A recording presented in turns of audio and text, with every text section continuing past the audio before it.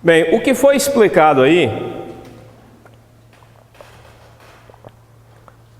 foi a questão da contagem do prazo quando a contribuição previdenciária é declarada em GFIP.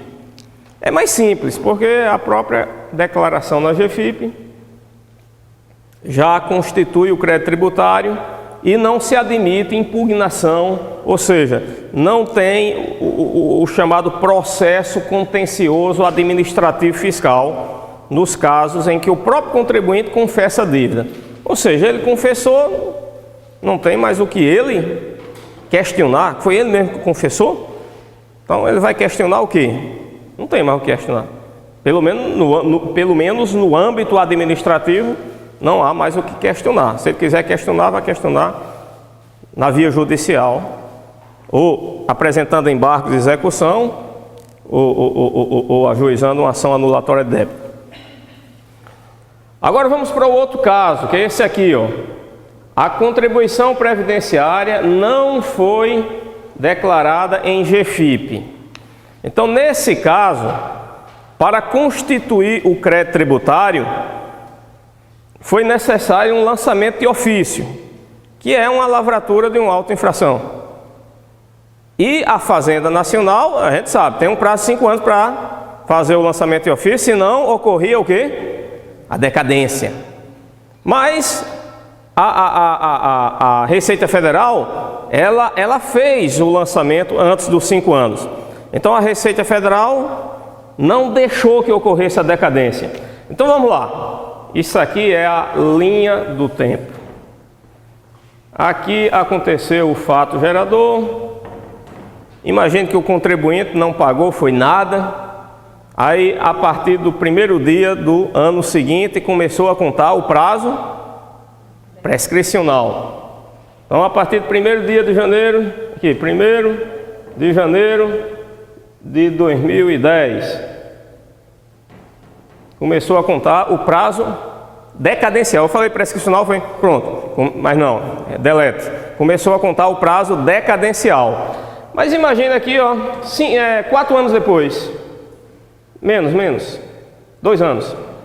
2 anos depois, foi lavrado um auto de infração. Então, decadência não vai mais ocorrer.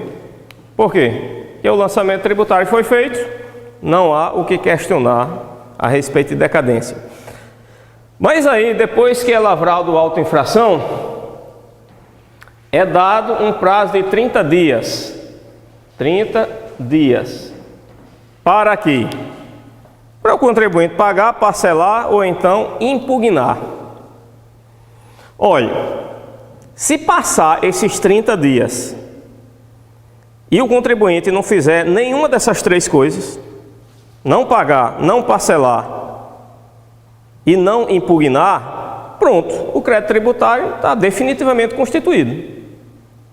Aí no dia seguinte, aí passou os 30 dias. No dia seguinte começa a contar agora o prazo prescricional. Por quê? Porque o crédito tributário está definitivamente constituído. Foi lavrado auto de infração. O contribuinte tomou ciência. Não pagou, não parcelou, não impugnou. Pronto, acabou. O crédito tributário está definitivamente constituído. Aí agora, ó, começa a contar os 5 anos do prazo prescricional. Mas imagine que ele impugnou. Ele apresentou uma impugnação. A impugnação, ela suspende a exigibilidade do crédito tributário.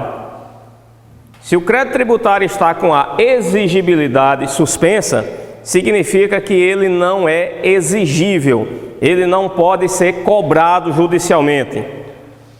Então, se o crédito tributário está com a exigibilidade suspensa, o prazo prescricional não corre, não começa a contar. Então, ainda não aconteceu o prazo prescricional. Essa impugnação vai ser julgada um dia, não sei quando. Não tem prazo para a DRJ julgar essa impugnação, não. Eu acho que deveria ter, mas a lei não prevê. Eu acho que deveria estabelecer um prazo Se ela não julgar dentro do prazo, está extinto o crédito tributário. Pronto, queria ver essa turma não fazer mais concurso para botar mais gente para... Mas não tem não, pode passar aí 200 anos aí para julgar. Aí, e o prazo prescricional não começa a contar. Por quê? Porque está suspenso. Mas imagina aí que a DRJ julgou. A DRJ julgou o quê? A impugnação apresentada pelo contribuinte. E abre-se um novo prazo aqui, também de 30 dias. Para que esse prazo de 30 dias? Para o contribuinte pagar, parcelar ou apresentar um recurso. Se passar esses 30 dias, o contribuinte não pagar, não parcelar e não recorrer, pronto. O crédito tributário está definitivamente constituído. Então aqui no dia seguinte começa o início da contagem do prazo prescricional. Mas imagine que o contribuinte recorreu. O contribuinte apresentou um recurso. Aí o recurso também suspende a exigibilidade do crédito tributário. Então, se o crédito tributário está com exigibilidade suspensa, ele não é exigível, o prazo prescricional não começou a correr. Quem é que vai julgar esse recurso? Esse recurso vai ser julgado pelo Conselho Administrativo de Recursos Fiscais, o CARF. Aí imagine que, se por acaso, tanto a DRJ como o CARF tivesse julgado favorável ao contribuinte, dissesse, não, o contribuinte tem razão, ele não deve nada, pronto, ocorreria a extinção do crédito tributário. Aí se acabou, não tinha mais o que falar negócio prazo prescricional, porque o crédito tributário está extinto. Mas imagine, não foi assim que ocorreu. O CARF julgou de forma desfavorável ao contribuinte. Julgou de forma desfavorável. Bem, em via de regra, no âmbito administrativo, essa é a decisão final. Então, acabou-se, o crédito tributário está definitivamente constituído. Aí começa a contar, na medida em que o contribuinte toma ciência da decisão do CARF, começa a contar o prazo prescricional. Mas esse CARF, Conselho Administrativo de Recursos Fiscais, ele é dividido em turmas. Assim, da mesma forma que os tribunais não são divididos em turmas, né? TRF tem várias turmas, STJ também tem, esse CARF também tem turmas. Aí, às vezes, existe interpretações diferentes entre essas diversas turmas. Ou seja, o entendimento de uma turma é conflitante com o entendimento de outra turma. Nesses casos, o contribuinte ainda tem, ainda tem direito a apresentar um recurso, só que o prazo é só de 15 dias. Aí esse recurso é para um conselho pleno. Bem, se ele ainda tiver direito, que na maioria dos casos não tem, né? Só em situações excepcionais, quando houver divergências entre as turmas, é que ele tem direito. Se ele ainda tiver direito a apresentar esse segundo recurso, aí também suspende a exigibilidade do crédito tributário e tem que esperar esse outro recurso ser suspenso, ou ser julgado, né? Se for julgado favorável ao contribuinte, está extinto o crédito tributário. Se for julgado desfavorável, pronto, encerrou o que se chama contencioso administrativo fiscal e começa a contar o prazo prescricional. Então percebam, nesses casos em que a contribuição não é declarada em GENFIP, o prazo prescricional começa a contar quando se acaba o contencioso administrativo fiscal. Agora, esse contencioso administrativo fiscal pode encerrar em vários momentos diferentes, né? Bem, poderia ter encerrado logo aqui, ó. O contribuinte foi autuado, abriu-se um prazo de 30 dias, ele não pagou, não parcelou e não impugnou, pronto, acabou-se aqui o contencioso administrativo. Na verdade, não é que se acabou, nem iniciou o contencioso administrativo. Porque a impugnação é o que inaugura o contencioso administrativo fiscal. Não é o auto de infração, não é o que dá início ao contencioso. Contencioso é que eles estão divergindo, né? O contribuinte está divergindo da Receita Federal. Bem, se ele foi lavrado um auto de infração, ele não pagou, não parcelou e não impugnou, ele não está divergindo de nada, né? Ele apenas é um devedor, né? Então, não teve contencioso administrativo. Então, aqui já no dia seguinte ao término desse prazo de 30 dias, já começaria a contar o prazo prescricional. Se houve impugnação, então tem contencioso administrativo. Aí, o prazo prescricional só vai começar a contar quando esse contencioso administrativo acabar. Aí, na data que esse contencioso administrativo fiscal acabar, aí no dia seguinte começa a contar o prazo prescricional. Por quê? Porque o crédito tributário torna-se definitivamente constituído. Aí já pode ser ajuizada uma ação de execução fiscal para cobrar o contribuinte. Só lembrando que antes de ajuizar a ação de execução fiscal tem que fazer o quê? Escrever na dívida ativa da União, né? Primeiro.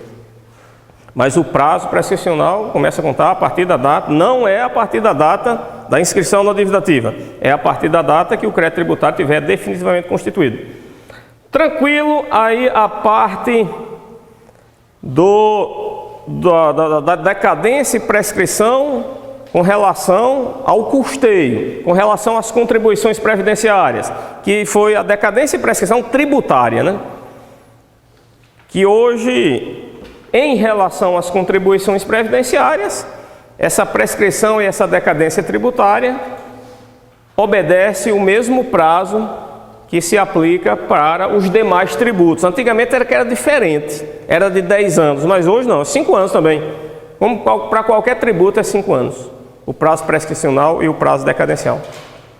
Quando é julgado ali o pacto e eles dão conta, não dá desfavor para o contribuinte, é a partir desse momento que vai ser inscrito na dívida ativa para poder gerar o prazo prescricional? O crédito tributário ele só pode ser inscrito na dívida ativa se ele tiver definitivamente constituído. Aí é depois desse momento que vai ser Ajuizada a ação de execução fiscal.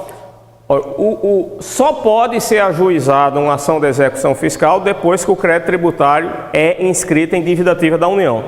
Antes de inscrever em dívida ativa da União, não pode ajuizar a ação de execução fiscal. Agora, o que eu quero que vocês entendam é que essa inscrição na dívida ativa da União, ela não interfere no prazo prescricional. Por quê? Não, o prazo prescricional não é contado a partir da data da inscrição da dívida ativa. Não. Exemplo aqui. Aqui nesse ponto aqui, o crédito tributário se tornou definitivamente constituído. Aí nessa data aqui, foi inscrito na dívida ativa da União. O prazo prescricional de 5 anos para ajuizar a ação de execução fiscal começa dessa data aqui, não tem nada a ver com essa. Agora, para ajuizar a ação de execução fiscal, tem que fazer isso. Tem que inscrever na dívida ativa da União. E um crédito tributário só pode ser inscrito na dívida ativa da União se ele tiver definitivamente constituído. Crédito tributário com a exigibilidade suspensa não pode ser inscrito na dívida ativa. Só depois que ele tiver definitivamente constituído. Não. Bem, agora vamos estudar o assunto decadência e prescrição voltado para os benefícios previdenciários. Aí tem aqui alguns prazos. Esse primeiro prazo aí, decadencial de 10 anos. Esse aqui pode ser de 10 anos, porque isso aí não tem nada a ver com decadência tributária. Aqui a decadência referente aos benefícios previdenciários. Aqui é quando um benefício é concedido a um segurado ou a um dependente, ou seja, quando um benefício é concedido a um beneficiário da Previdência Social e o beneficiário discorda, por exemplo, do cálculo do benefício. O INSS concedeu uma aposentadoria a um segurado da Previdência. E o valor da renda mensal inicial foi R$1.000. Mas o segurado achou que está errado aquele cálculo. A minha aposentadoria era para ser uns 3.500 ou 4.000. Aí vem R$1.000 e está errado. Aí ele tem um prazo para pedir revisão do benefício. E esse prazo é de 10 anos. Ó. É de 10 anos o prazo de decadência de todo e qualquer direito ou ação do segurado ou beneficiário para revisão do ato de concessão do benefício. Aí vamos ver a partir de que data começa a contar esse prazo de 10 anos. Agora, antes de mostrar aqui, um detalhe importante. Esse prazo decadencial de 10 anos, a lei está muito clara que está dizendo apenas para ato de revisão do ato de concessão. Ele tem um prazo de 10 anos para pedir revisão do ato de concessão, porque às vezes o que o beneficiário da Previdência quer questionar não é o ato de revisão, é, por exemplo, um reajuste do benefício.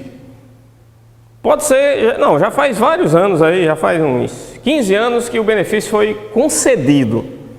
Mas numa determinada data, o segurado discordou do reajuste que foi aplicado. Hoje em dia não tem muito o que questionar, porque está muito claro na lei que é INPC, e não adianta ele ir para a justiça, porque o STF já pacificou que está correto INPC. Mas antigamente houve muito rebuliço no Brasil, né? A moeda mudava, e era um negócio de expurgos inflacionário, o RV, o FI, não sei o quê. Era uma confusão dos diabos. E muita gente questionava essas coisas na justiça. Dessas conversões de uma moeda para outra, cruzeiro novo, cruzado velho, não sei o quê. Bem, e pode ser que o segurado tenha se achado prejudicado num reajuste desse. E como lá no passado reajustaram de forma errada, isso deve estar repercutindo até hoje. Imagine, já faz assim uns 13 anos que reajustaram o benefício dele de forma errada. Aí isso até hoje está repercutindo. Ele ainda pode ingressar com ação judicial para reajustar essa coisa antiga? Sim, pode. E aquele prazo de decadência de 10 anos? Bem, ali está dizendo que é para ato de concessão do benefício. O que ele está questionando não é um ato de concessão, foi um reajuste errado que deram para o benefício dele, que está repercutindo até hoje. Então ele pode. Agora, se por acaso ele obtiver sucesso nessa ação judicial, aí em relação à parte atrasada, ele só vai receber os últimos 5 anos. Por causa do parágrafo único aqui do artigo 103, olha o que fala. Prescreve em 5 anos a contar da data em que deveriam ter sido pagas toda e qualquer ação para haver prestações vencidas ou quaisquer restituições ou diferenças devidas pela Previdência Social, salvo direitos dos menores, dos incapazes ausentes na forma do Código Civil. Então percebam que prestações que deveriam ter sido pagas ao contribuinte que não foram, se o contribuinte estiver reclamando hoje, o atrasado, ele só tem direito a receber os últimos 5 anos.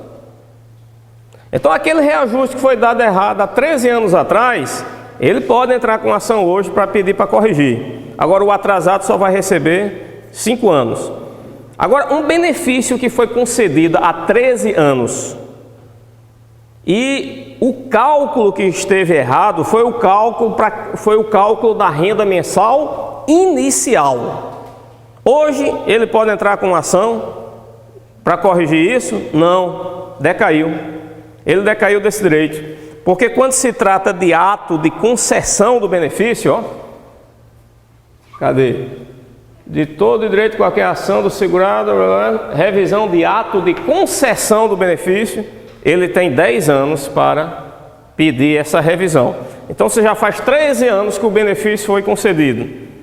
E o que está errado foi o cálculo da renda mensal inicial. Aí, infelizmente, tem que se conformar e ficar recebendo essa mixaria mesmo. Não pode mais corrigir não, porque decaiu. O direito não socorre os que dormem, né?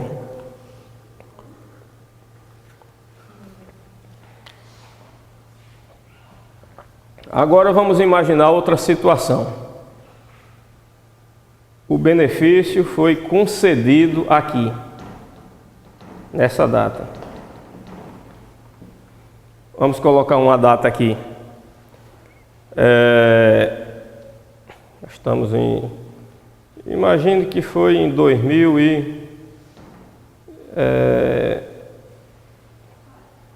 em janeiro de 2005. Janeiro de 2005. E 8 anos depois, ou seja, em 2013,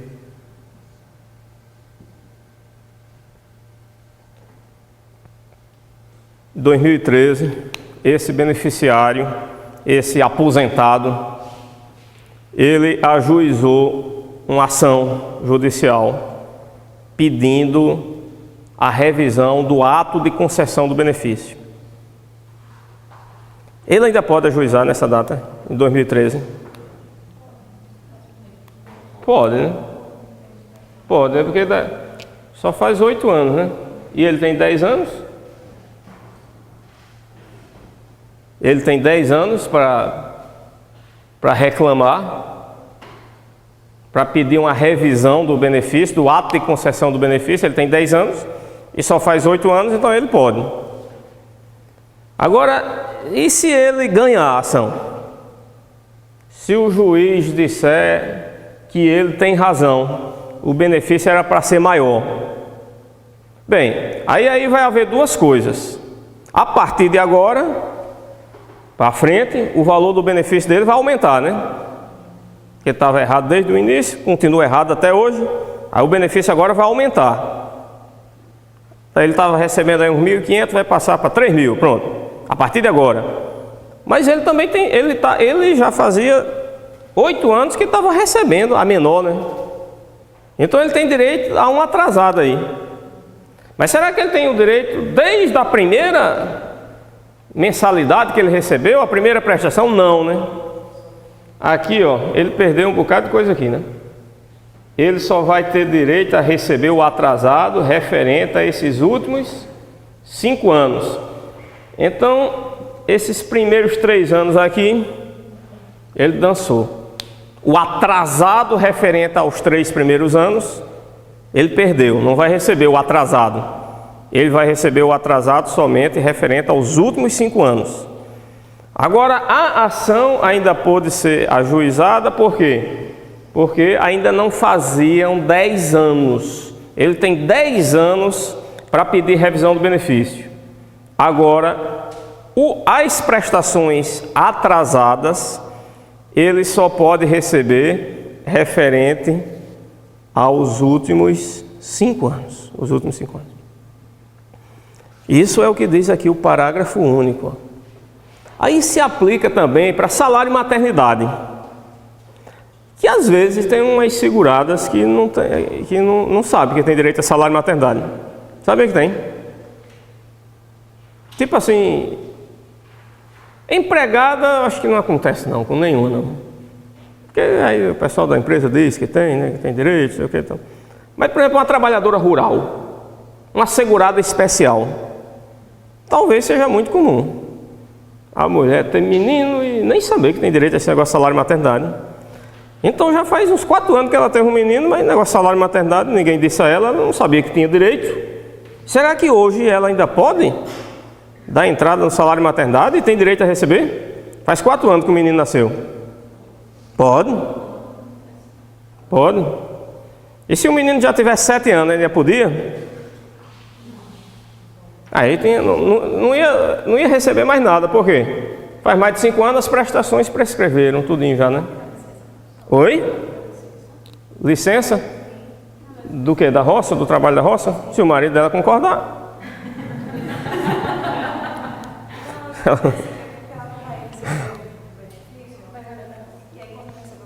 Não, é porque a gente tem que saber a diferença de salário maternidade e licença maternidade. Aqui, em direito previdenciário, a gente trata de salário maternidade, que é um benefício da Previdência. Licença maternidade é um direito trabalhista. Uma pessoa que é autônoma, ela não tem direito à licença maternidade, não. Imagina assim, uma advogada que tem o seu próprio escritório de advocacia. Ela não tem direito à licença maternidade, não. Bem, se ela quiser, ela fica sem trabalhar. E sem receber também, lógico que não vai trabalhar, não vai ganhar nada, né? Agora, salário maternidade, ela tem direito. Entendeu? Agora, essa segurada especial, ela teve um menino faz 4 anos, mas ela não sabia que tinha salário maternidade. Ela pode dar entrada hoje? Pode, e vai receber os 120 dias de salário maternidade, porque não prescreveram ainda. É burocrático, professor, essa situação? Ainda é, mas quando vocês vão entrarem lá, vão resolver tudo, vai ficar muito rápido.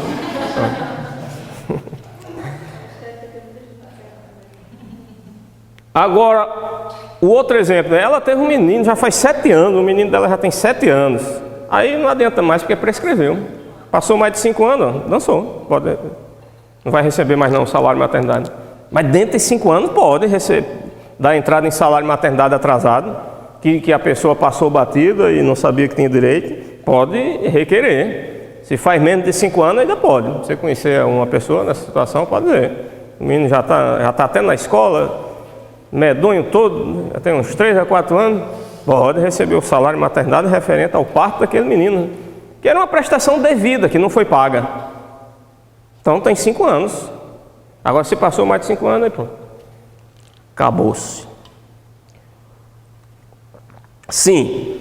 Agora temos que ver aqui, esse caso aqui da decadência referente ao ato, pedir revisão do ato de concessão de benefício. Nós vimos que o prazo decadencial é de 10 anos, mas 10 anos contado a partir de que data? Bem, a regra é que é do dia 1º do mês seguinte ao do recebimento da primeira prestação. Então, por exemplo, a primeira prestação da aposentadoria o segurado recebeu no mês de fevereiro. Então, esses 10 anos vai começar a contar a partir do dia 1º de março. Imagina aqui, ele recebeu a primeira prestação no mês de fevereiro de 2010. Não foi aqui, não foi o negócio? Aqui ele recebeu a primeira prestação no mês de fevereiro de 2005. Então o prazo decadencial para ele pedir revisão do benefício começaria a contar no dia 1º de março de 2005. No dia 1º de março de 2005. Então, hoje, ele ainda poderia pedir revisão do benefício. Podia? Porque ainda não completou 10 anos, né? Nós estamos em 2014. Começou a contar no dia 1º de março de 2005. Só no dia 1º de março de 2015 é que vai completar 10 anos. Então hoje, que é o dia 23 de maio de 2014, ele ainda pode pedir revisão do benefício. Mas se ele tiver sucesso nesse pedido, ele só vai receber o atrasado referente aos últimos 5 anos. Embora ainda possa dar entrada no pedido de revisão do benefício, mas como já faz mais de 5 anos que o benefício foi concedido, o atrasado só vai receber referente aos últimos 5 anos. Bem, decadência e prescrição acabou.